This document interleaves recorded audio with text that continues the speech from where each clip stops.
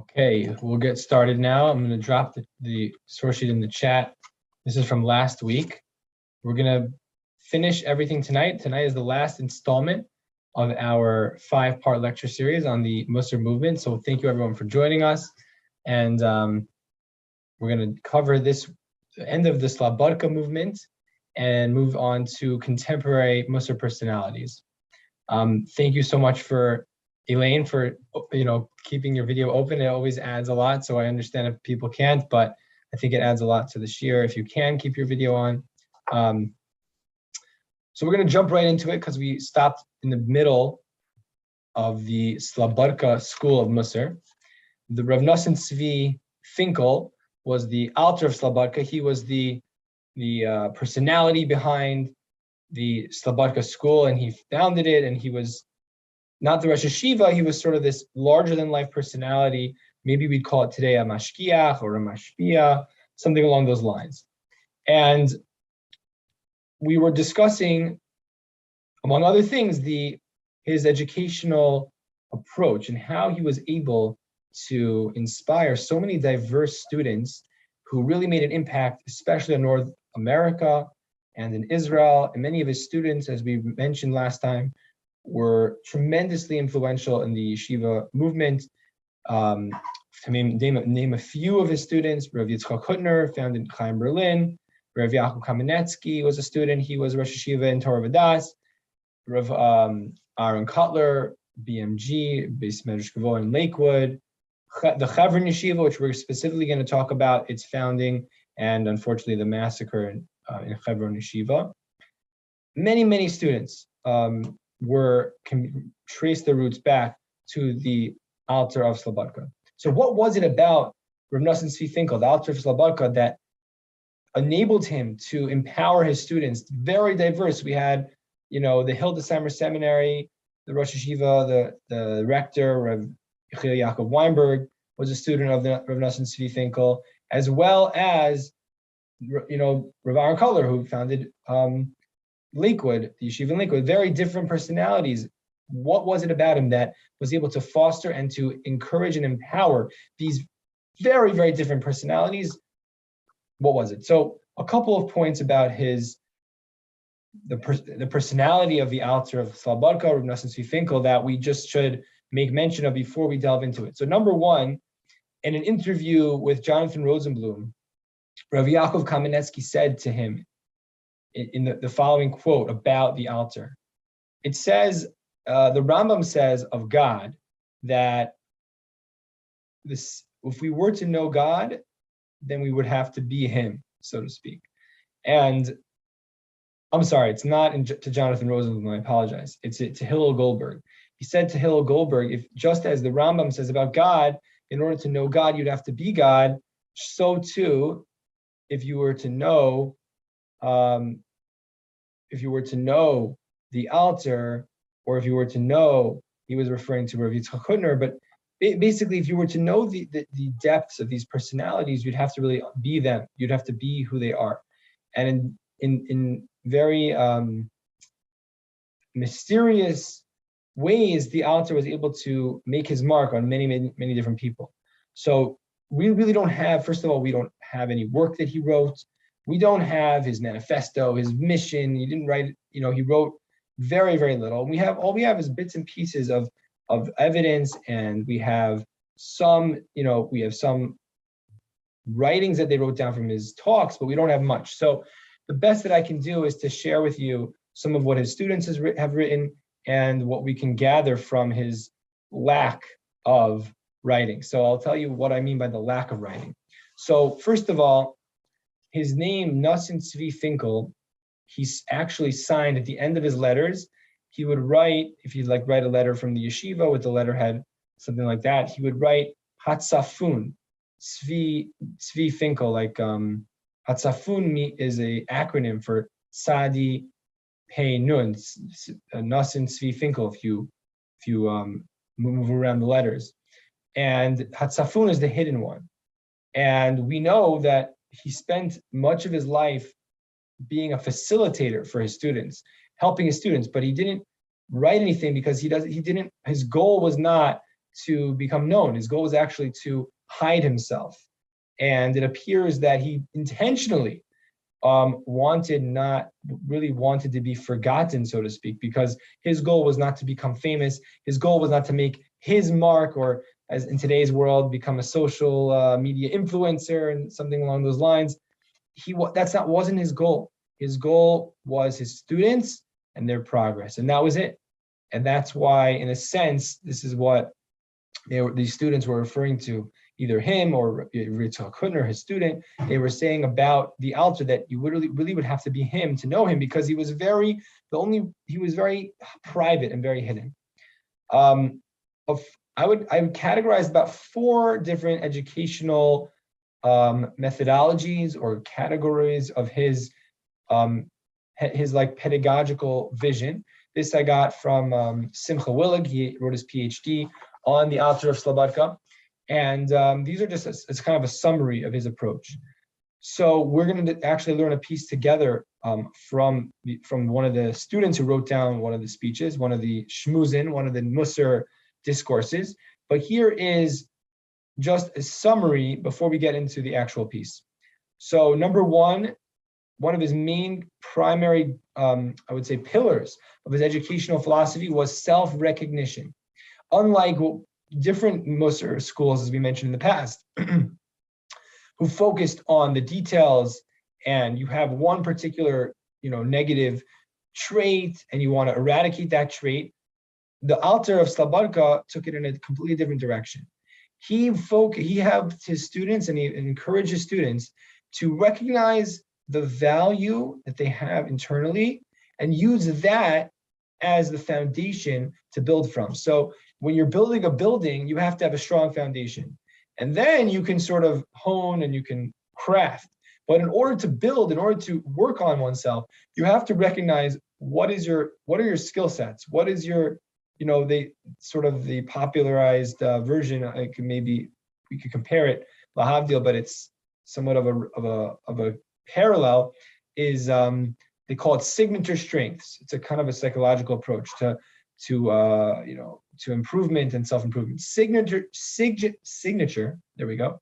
Signature strengths. So the Alter wanted his students to find their own unique abilities. A lot of these things, by the way, sound like very basic. Like obviously that's classical educational approach, but many of these things were very forward thinking for the time that the Alter was teaching. It was not seen as each individual has their own strengths. There's a system, there's a curriculum. You have to conform to it. What do you mean signature strengths? Either you get with the program or you don't. So these were different areas that the Alter really was able to trailblaze. That was number one. Number two, I'll call it very loosely, inspiration. Inspiration was, it sounds ironic, but it wasn't really the goal and the focus often of the yeshiva. It was studying Talmud. It was, getting to a very high level of learning. But inspiration, specifically, what often the Baalei Mussar referred to as his spilus, or we'll call it self-inspiration, or an act of trying to evoke emotion.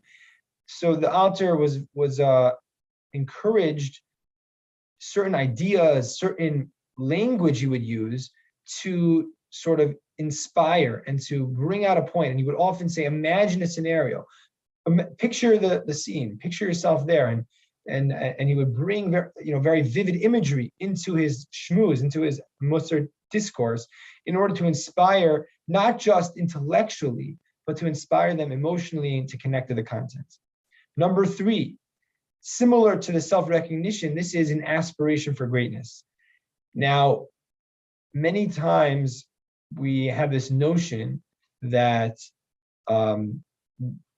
people who have certain limitations, or they have certain strengths, go into let's say an educational framework, and there's sort of these different tracks, right? There's the honors, and there's the intermediate, there's the regulars, or in college there's different honor rolls, different things, different ways of recognizing certain degrees or certain levels of academic accomplishment.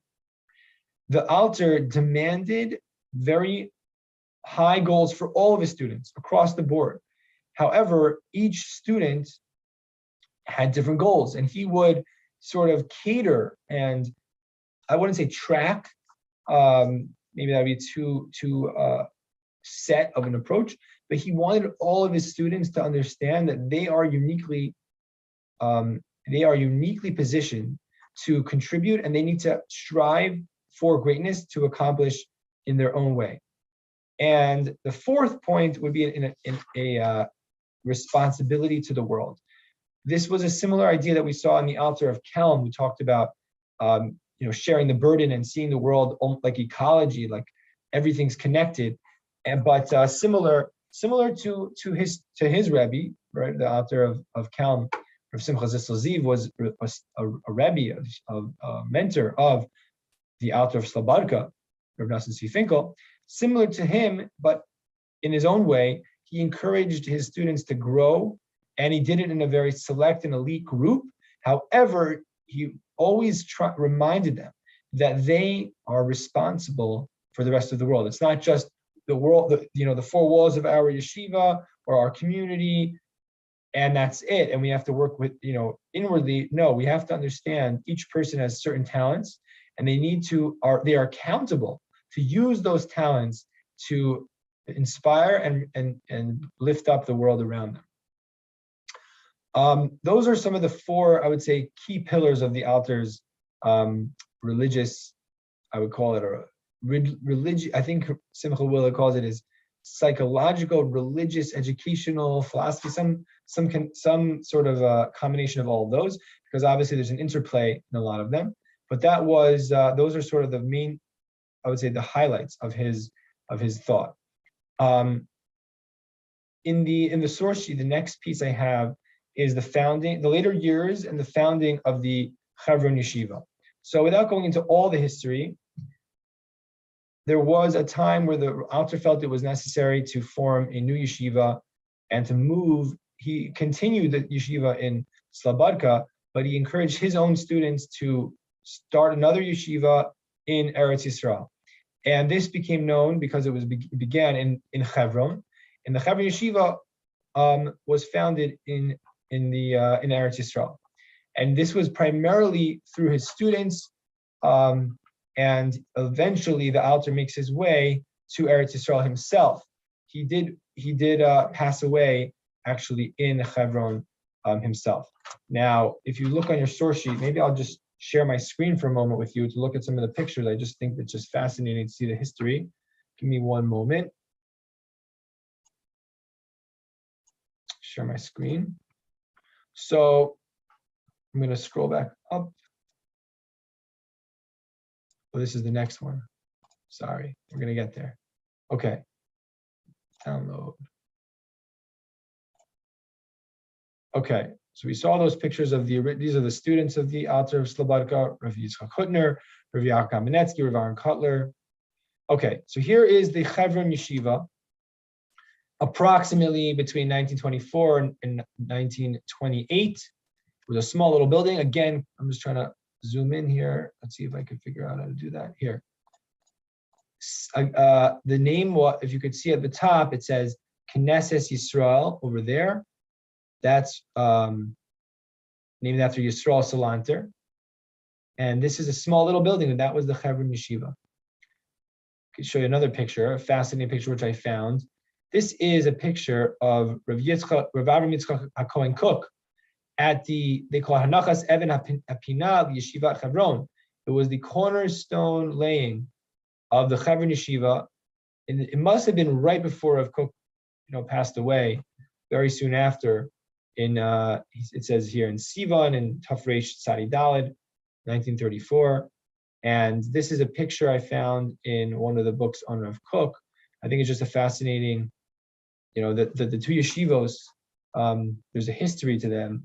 Actually, the first Yomim Noraim after the Hebron massacre, which we're going to talk about, Rosh Hashanah Yom Kippur, after the Hebron massacre, where the yeshiva had nowhere to go, and obviously they needed to leave Hebron after the riots.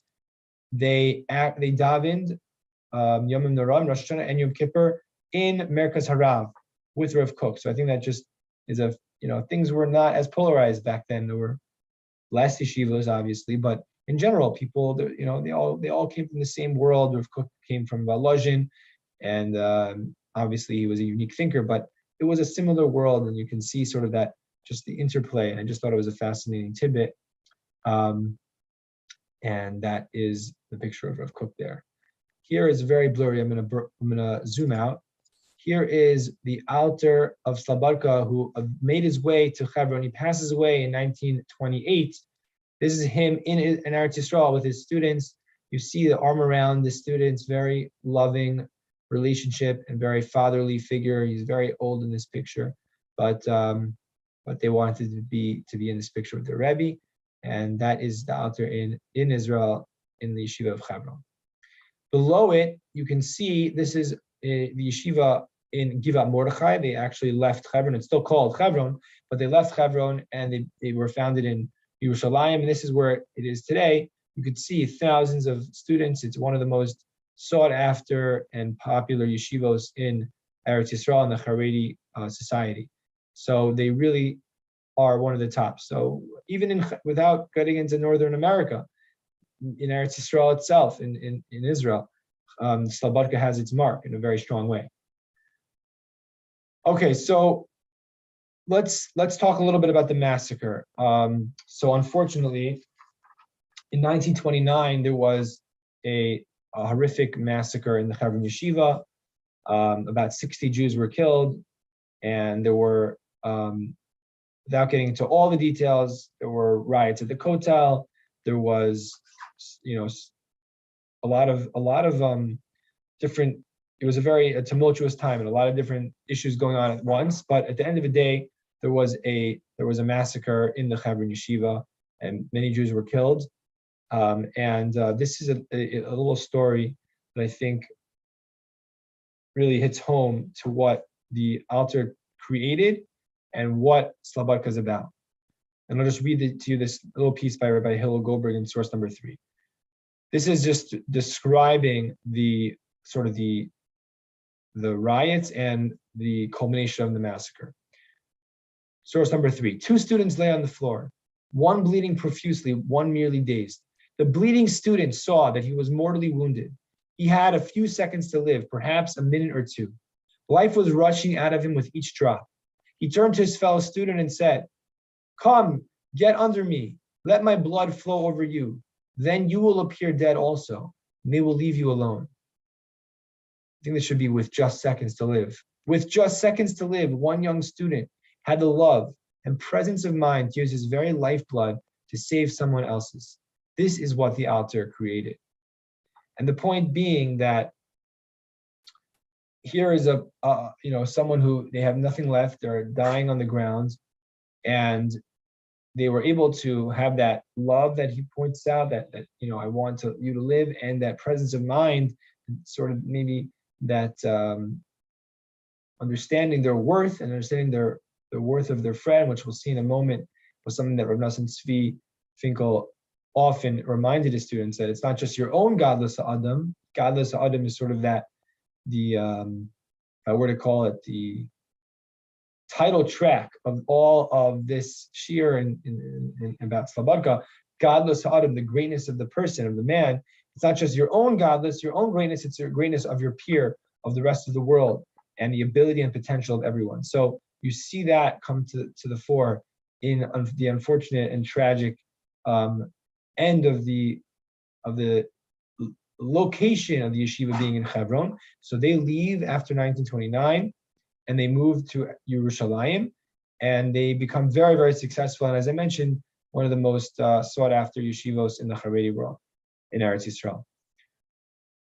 Okay, I want to do one piece with you, which gets to the core of the Alter and what he was about, and this idea of godless Adam. And then we'll move on after this piece to contemporary Mussar personalities and the contemporary scene. So this is source number 4. As I mentioned, the Alter did not write anything down. So this is this was compiled by his students. It's called Or Hatzafun, the light of the hidden one. As I mentioned to you, his signature was Hatzafun, the hidden one. And this is a piece on Tselem Elokim, a man being created in the image of God. And this is translated by Simcha Willig in his PhD in his dissertation. So we're just going to read a piece of it, but it's a very powerful piece, and you can see sort of the power and the inspiration and the recognition of the worth of every person and what he was trying to get across in these Mussar discourses in the Shmuz. This is really just a recording of the Shmuz. The Shmuz was given in Yiddish, as was the custom, and they recorded it in Hebrew. Okay. Source number 4. Kol darchei hanhagas achayim. All of the vicissitudes of life. Bein achayim achumriyim, whether it's relating to the material life, bein achayim hamusariyim, whether it's related to ethical concerns, bein chay hatzibor, whether it's in the sphere of the congregation or public sphere, bein chay hayachid, whether it's in the private sphere. Holchum misnalim, omdim mispasasim, they are constrained to be in accordance with and are unalterably founded upon alpi midas hakaras erech atzmo, to the degree upon which man recognizes his own self-worth. So man, when I say man, I mean a person, a woman, any person that recognizes their own worth, that in as much as they recognize their own worth, that's going to impact all the levels that he just said, in your material concerns, in your spiritual concerns, in the public discourse, in your private life. Everything is going to circle back to seeing your own worth. How so? Ha'ani bada, someone who has an impoverished mind, ba'anios daito, in the sense that he does not, b'hakaras atzmo, he doesn't see himself as worthy, he sees himself as lowly. Harehu mizalzo ba'atzmo, they denigrate themselves. Umizalzel b'chol hachayim kulam, and he totally, as well as the entire enterprise of life itself. Ad kidei kach, until so much so, shu alul gam kein lepa'am lehafkir as atzmo lesakanos. Right, you could be so think so low of yourself that you could go and put yourself in danger. I don't think he's talking about people going on bungee jumping or different thrills that people seek today. I think he really means like a person could lo aleinu, feel so negative about themselves that they don't really care. I mean, you drive in the streets sometimes, and maybe not in Toronto, but in the States, people just walk in front of cars because they don't really worry about themselves so much. They're not so concerned with if they live or they die. And then they can take risks that a person who is more circumspect is not going to take. So, that's at one level. I'm just going to skip down to lo kein ha'ashir b'daito. Not so for someone who is literally rich in his approach, but it means that he sees himself in high regard. Hamakiras atzmo, he recognizes himself.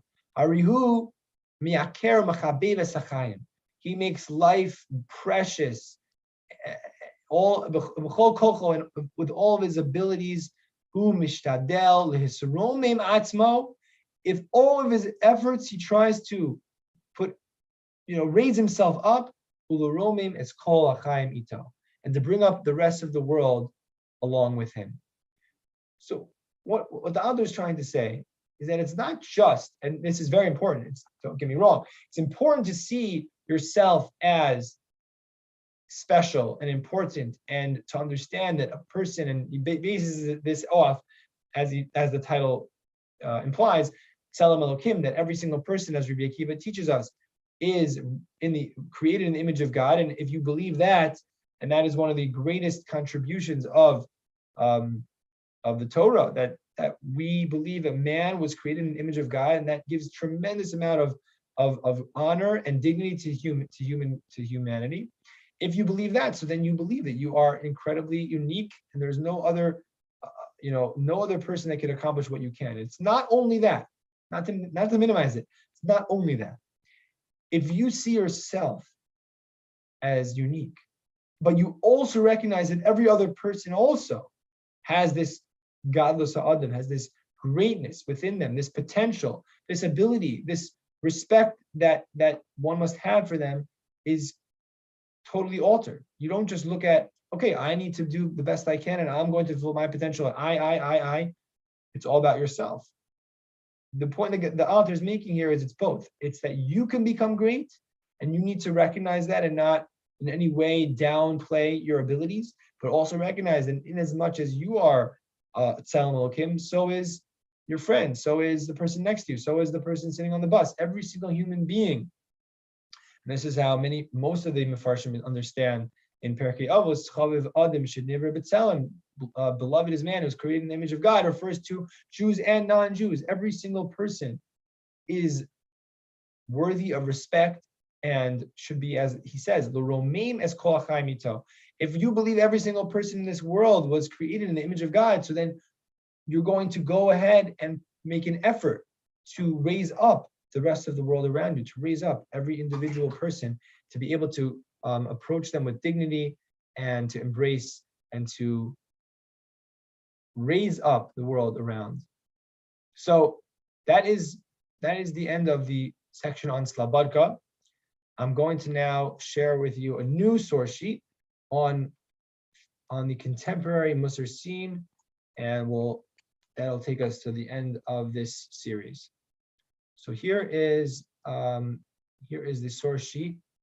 We just share it in the chat with you. Oh, that didn't work. One moment.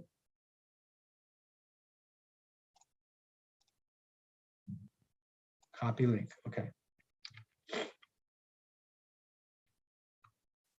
Okay, that should work.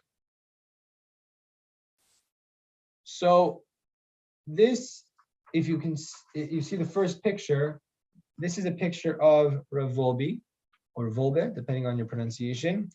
And there aren't that many pictures of him.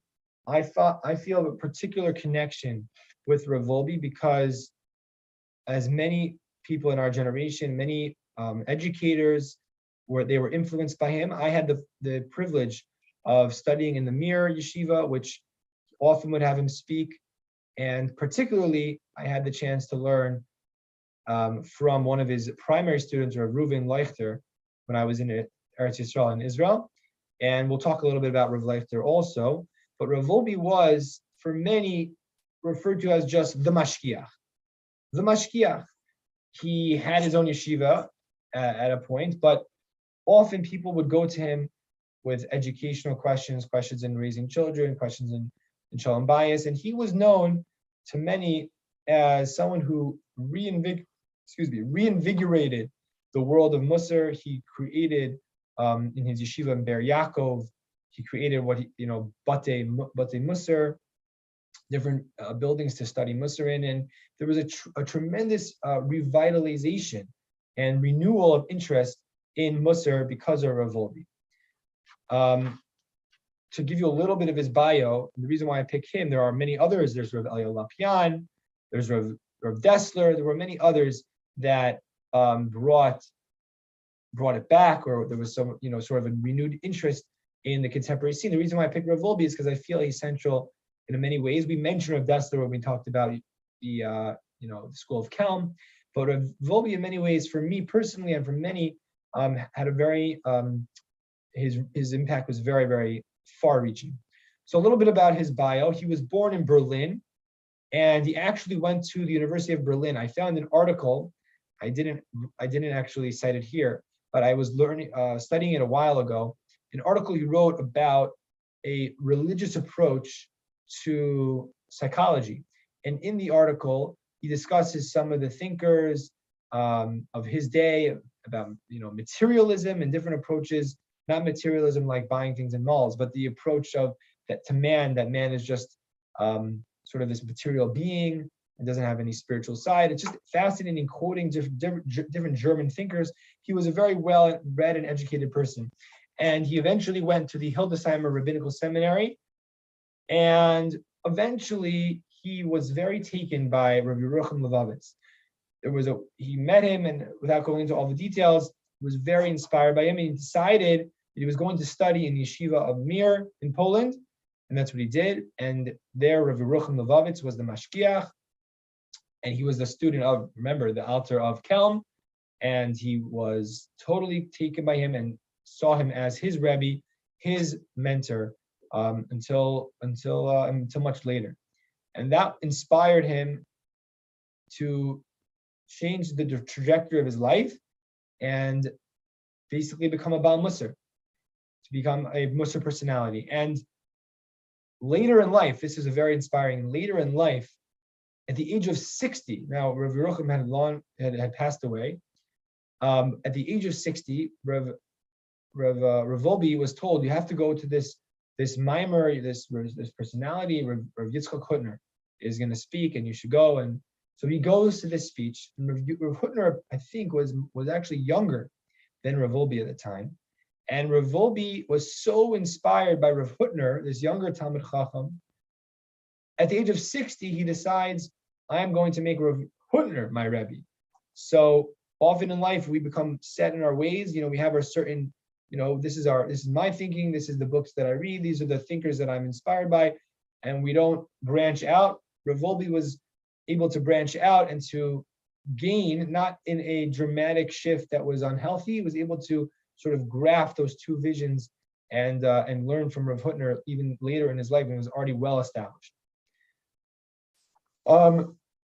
So that is, basically he becomes a mashgiach who was to lead many different educators, and to inspire and to instruct, and he became the mashgiach of Yeshivas Ber Yaakov, and in many other different capacities, and he passes away in 2005, which is not so long ago. I wanted to share a couple of things from his work, Zriya Ubinyan. Now, one of the most studied works, at least in yeshivos that study Mussar, is his Alei Shor, Chelik Aleph and Chelik Beis. I would share pieces of those, but they're a little bit more lengthy. I wanted to share a couple of excerpts from his work, Zriya Ubinyan, which was translated as Planting and Building. So this is what I call a new and old approach to chinuch. This you may see, again, like I mentioned before, you may see this as basic and intuitive, but to understand that at the time that he was writing this, and also to the community he was speaking to, these were relatively new, or I wouldn't say necessarily only new, but they were paradigm shifts for many people. So this is in source number 1. Rav Wolbe writes, this is talking about the importance of a child and seeing a child as a child. Child psychology is relatively a new field. We generally, in his society, did not see children as different than adults. They were just smaller adults. Unfortunately, there were, different issues and abuse that went on for children. There would be different games. It was documented in not so long ago. People would throw children back and forth in the different windows, and so the field of child psychology, of seeing a child's world as significant and a child in his own developmental stage, is not such an old field. And Rav Wolbe speaks about this, the importance of it, in Zriya Ubinyan. So this is a quote from Rav Wolbe's, translated into English, but it's his sefer. Often we don't relate sufficiently to child's play. For the child, play is a serious matter. Rabbi Yisrael Salanter, again, you see, bringing that general approach to Mussar and quoting from Rabbi Yisrael Salanter. Rabbi Yisrael Salanter used to say, when a child plays with a piece of wood in the bath, and he pretends, we don't really play with pieces of wood in baths anymore, but I guess the point is the toy. He pretends that it is a ship. If we take the piece of wood away from him, he has the same experience an adult would have. The real ship of his has sunk. For the child, a piece of wood is an adult ship. When an adult interferes in a child's play, he steals something from the child. This is very this is just very insightful into the world of a child and Rav Wolbe's ability to understand the psychology of a child. Not only that, he goes further. He talks about, and this I see this all over the place. He says people have their kids at the Shabbos table and they expect them to sit there for hours and hours. He says a young child can't sit there so long. He needs to play. And we force him to sit there the entire meal. I find it fascinating that he writes over here that sometimes the meal can extend for over an hour, in 90 minutes, even longer. Like that's like it's so long. Like I've been at Shabbos meals where it's like 5 hour meal. Like for Rav Wolbe, he's in his mind, it's like an hour is long, So I think it's more of an Israeli standard, just a quicker, smaller meal, not so lavish and extravagant. So I think that's also very important. Side point, totally digression, but I think it's an important point. I think we first of all, for our children, we have to shorten it. And I think also people generally don't want to be held hostage for benching. I often try to bench and let people go, and they can choose to stay if they'd like.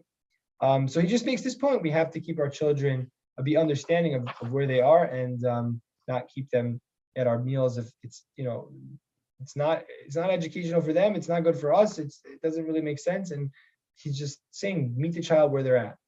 Another thing, and this is, I would say, the most radical for his time and for his community, is his approach to punishment and discipline.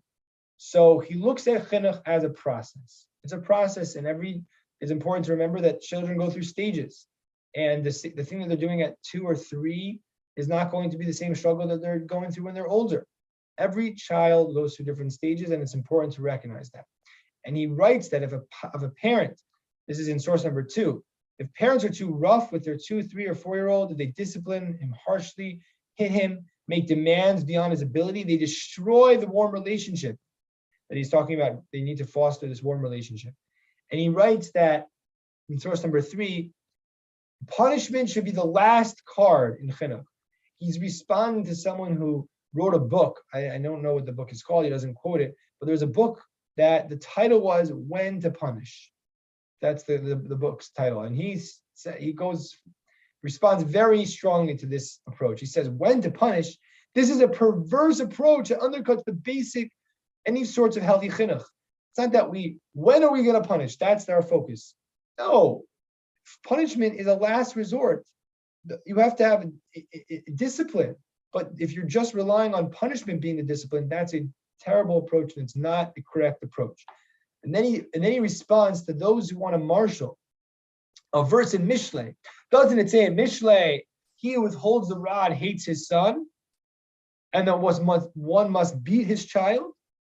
So then he, again, very radical for his time in his community. There was another rod that was also used to educate, but with pleasantness, the rod of pleasantness. One must know that the rod of pleasantness is also a rod, but it doesn't necessarily cause pain. If I give encouragement to a child, this is also a rod. If a child does something good and I give him a piece of chocolate, this is also a rod. And he quotes Rav Eliel Lapian that said, with children, im yiladim rak b'derech tova, always b'nachas, always with pleasantness. It is impossible, this is another quote of Rav Wolbe, it is impossible to estimate how much damage one does to a child when he gives him a serious spanking. And he writes that screaming at a child is just as bad. It causes them, to shake and to be emotionally on edge, and it terrifies the child.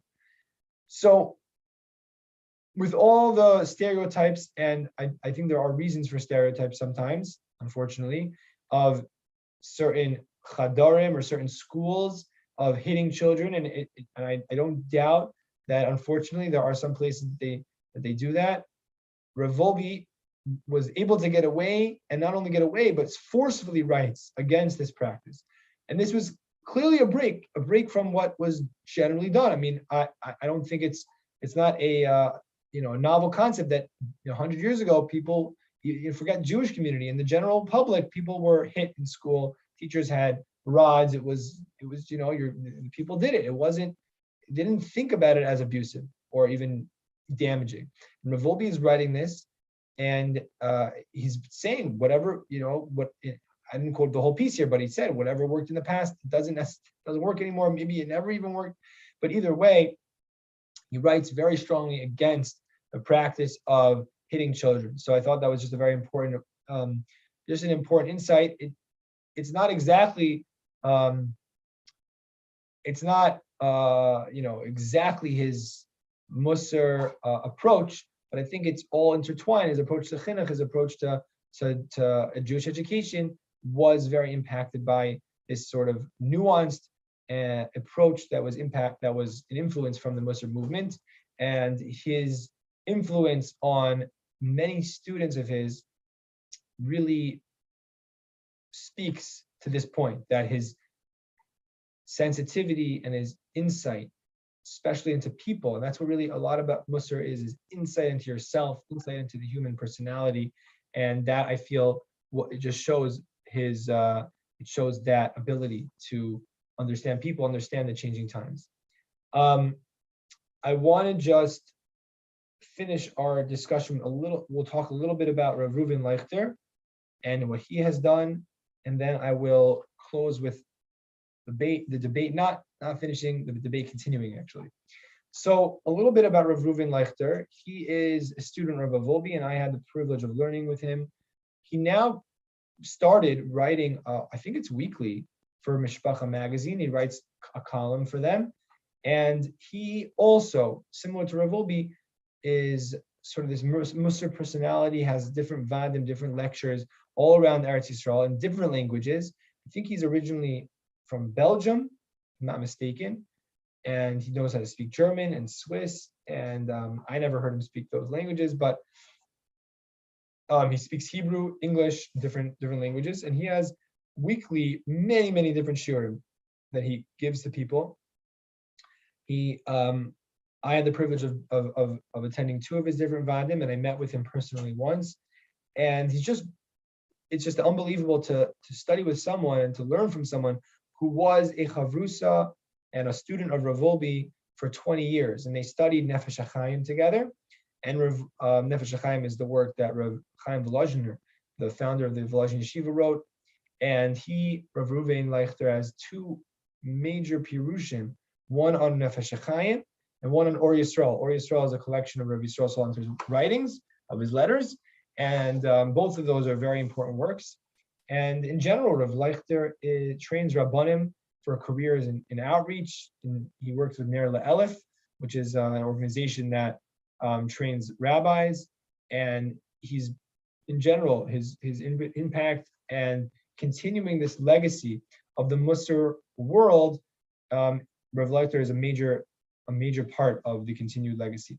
As I mentioned all the way in the beginning of the lecture series, what we have today of Mussar is not the same that Rav Yisrael was really arguing for, and it's different. We don't really understand everything that Rav Yisrael was trying to get across. Many of his letters are mysterious and difficult to discern.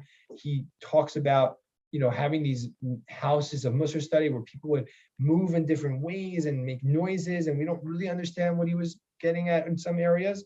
But I would say that through the thinkers like the author of Slabodka, who impacted so many yeshivos, Lakewood, Chaim Berlin, Torah V'das, Chevron, as we mentioned, even in Yeshiva University, as I mentioned to you, the president, the first Rosh Yeshiva and founder of Yeshiva University, Yeshiva College, Dr. Bernard Revel, was a student of Chevron. So many institutions were impacted by the Mussar movement. So that's on, in terms of the legacy.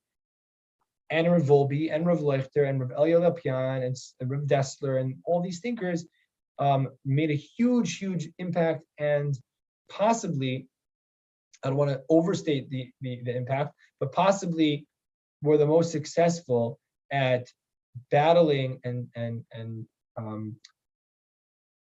defeating the Enlightenment's impact on the yeshivos and the Haskalah, and sort of develop the Mussar movement, gave the yeshivas an ability to develop their own identity and their own response to some of the questions that were leveled at them from the Haskalah. The last thing that I wanted to do tonight was to show you that the debate over, we mentioned this in the past, but I think it's also all part of sort of this general discussion, the debate of adding Mussar, or we could call it Machshava, Jewish thought, or Hasidus, or some sort of supplement to the general, curriculum of yeshiva, is still a debate to this day. And I wanted to show you a few articles, all in Mishpacha magazine. Okay. So first of all, just a disclaimer, this is not exactly about Mussar. It was an article written in 2018 in Mishpacha magazine, and it was called Meeting the Baal Shem Tov in the 21st Century. So the focus seems to be mostly about Hasidus, but you could, as you will see, the discussion gets a little bit more broad, and I think it has a lot of important ramifications and overlaps with what we've discussed up until now. First of all, just it's a little Toronto connection. So I see Esther Berglass is with us. So in this particular issue of Mishpacha magazine, so one of my very, very good and dear friends, Shmuel Berglass, Esther's nephew, he wrote a letter to the editor. And I saw that it was him, and I told him, I said, I saw you wrote that letter to the editor. So I saw he wrote that. So so first of all, shout out to Shmuel. So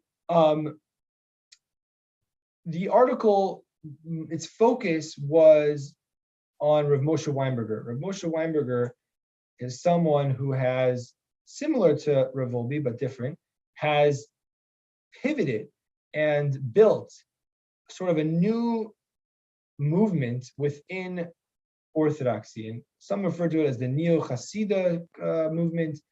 But in general, Rav Weinberger in his Shul Eish Kodesh has built sort of a model for what we could mean when we talk about sort of this additional inspiration or additional focus on Jewish thought and Jewish ethics. And Rav Weinberger happens to be more of a Hasidic personality. We didn't really touch on that so much tonight, but you'll see some of the argumentation is very, very similar to what we were talking about a few weeks ago with this discussion whether we should change the curriculum, do we need help, how are the students doing, and what can be done to supplement their study, and should we introduce the different ethical works and different types of study. So I'm going to read from source number 5. This is a from the first. We'll see. There's a couple iterations and there's a debate back and forth.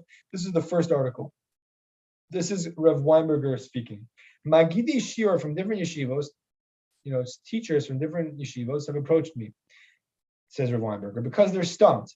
They don't understand why the boys are no longer getting inspired from straight Gemara learning. Ravmosha, can you help me? What worked for me back then isn't working for the boys in the Beis Medrash anymore. And then he goes on to explain why he thinks that there's a flaw and the system is basically broken. And shortly afterwards, Mishpacha published a revisiting of this discussion, which included Rabbi Noach Shafran, who's a Rebbe at Ner Yisrael in Baltimore, debating Rav Weinberger, and sort of it gets kind of heated in this interchange. And Howard, I think you'd also appreciate this. I think it has a lot to do with our discussion about inspiring the next generation.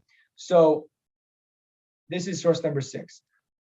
Although I enjoy and value Rabbi Noach Shafran, I think I'm pronouncing his name right, Shafran or Shafran. Although I enjoy and value the way Mishpacha deals with a variety of topics, the article Meeting the Baal Shem Tov in 2018 was very disturbing. Okay, let's see what he says. Why was it disturbing? The implicit message was that learning Torah yeshiva style just doesn't work anymore. And then he goes on to explain that, having a real relationship with HaKadosh Baruch Hu, we need something different. And he says that this new approach reminds me of a sign I recently saw. It was an advertisement and it went something like this: spiritual but not religious, ? This class is for you. We all understand the fallacy of such an advertisement. Only the one, this is a capital O, Hashem, we attempt to connect with can decide how that spiritual connection is made. So what he's basically saying is that here, I'll read one more sentence and then I'll sort of summarize. I suspect that the movement's popularity, as described, is fueled by being different from the norm and being immensely easier to attain than Amelis and Gemara, Rashi, and Tosfos. Amelis is sort of that academic immersion and difficult toiling in Torah learning.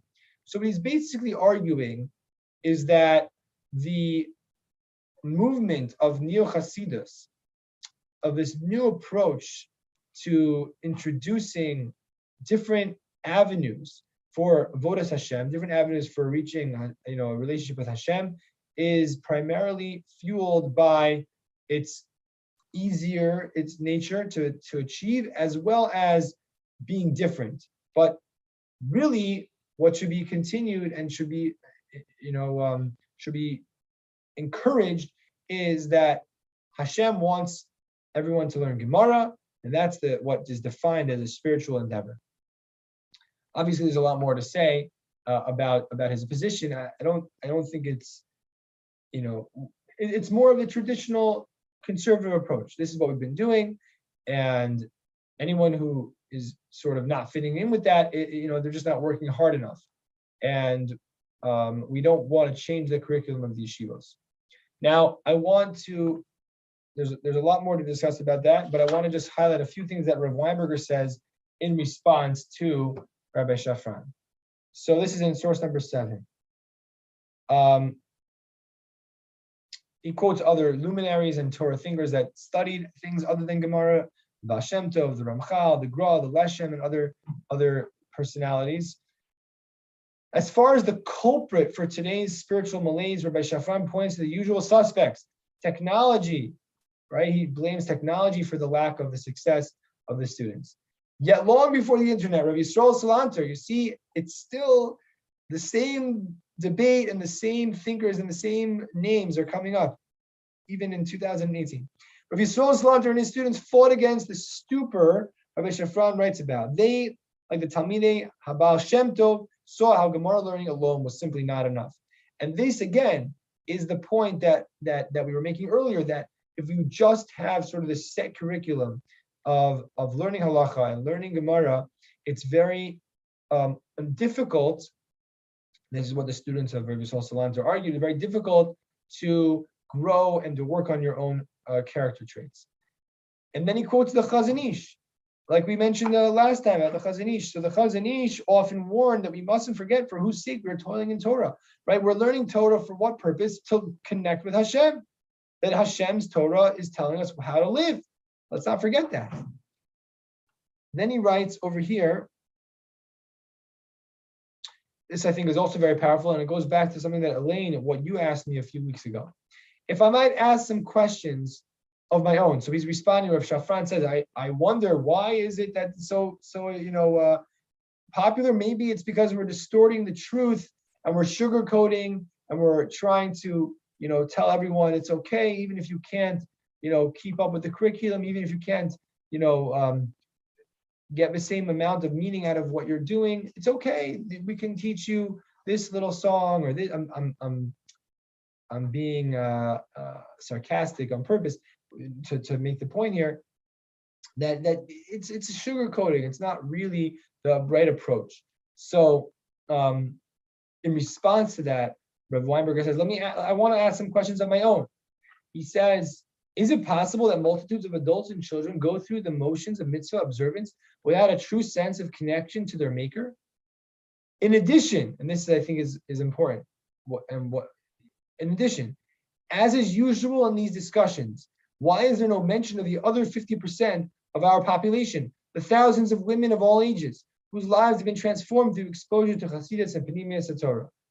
The point that he's making is you're very much concerned with the yeshiva and the boys and the curriculum and the Gemara, but there are many women that find inspiration in, he says Hasidus, but it could be anything, any other type of learning Torah. Does that not show that there's value to other avenues of learning, other avenues of growth, other avenues of inspiration? And I mentioned this earlier, but Rabbi Yisrael Salanter, he was someone who was ahead of his time, and he encouraged the study of Mussar even for women, and that was certainly generally not done. And we're gonna,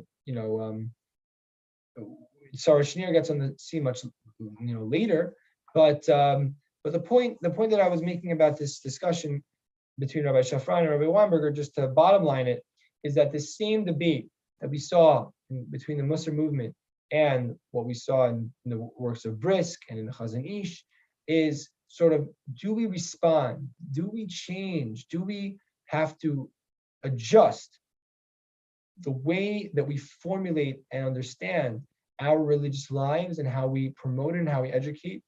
And it's boiling it down and perhaps oversimplifying, but I believe that Rav Yisrael and his students, and Rav Volbe, as we saw in his approach to chinuch, I think that at the end of the day, a Baal Mussar, because they're trying to work on themselves, understands that each person in each generation requires a different set of skills and perhaps a different set of curriculum, and sometimes it needs to be adjusted. And that's where this tension comes in, which is, how could you say we need to change the Torah? We don't have to change the Torah. We have to change ourselves. But the Baalei Mussar are saying, no, this is all within the framework of Torah. This is how we adjust, how we work on ourselves in a pragmatic and I would say even progressive, in a way that makes sense with our generation. And just to finish us off with a conclusion from Rabbi Hillel Goldberg. In the Fire Within, source number 8, what is Mussar? When you see a Baal Mussar, you see a different specimen of humanity. You see exquisite sensitivity to others. You see a person reaping the fruits of steady, strenuous work on himself or herself. To paint a masterpiece, an artist needs to have studied line and color, to have tried, erred, practiced, and persisted, and to have imagined a new reality. A Baal Mussar is a farmer whose field is himself or herself, an artist whose canvas is himself or herself. And this idea that the masterpiece, I don't believe it's his own quote, I've seen this in other places, but that a Baal Mussar sees himself or herself as the masterpiece, as the piece of art, and every facet of their life can be imbued with meaning. It takes a lot of work, it takes a lot of self-control, but it can be done, as we mentioned with the altar of Slabodka, not forgetting about the world around us. And as we've continued to study, it's not so simple. There are different schools of thought, how we achieve it, how do we work on ourselves, but all the schools of thought basically agree that the goal is the same. The goal is self-improvement. The goal is to inspire. The goal is to lift up the world around us. And we also saw that there were different strategies, even rejecting the general notion of introducing Mussar. I think we've seen the value, and many thinkers, why we do, I would imagine, accept the approach of the Baalei Mussar. I certainly do. I value the sort of the critical approach as well. But I think that there's a lot to gain from the study of Mussar and the study and introspection of oneself. Not to get overly, self-centered, but to know oneself, to improve on oneself, and not to forget the world around us. It's been a pleasure and a joy to learn with you. Thank you so much for joining us. And I will, if anyone has any questions at the end now, I'll open the floor, but that is all of the content that I have to share for now. And I'm looking forward to learning more with you in the future.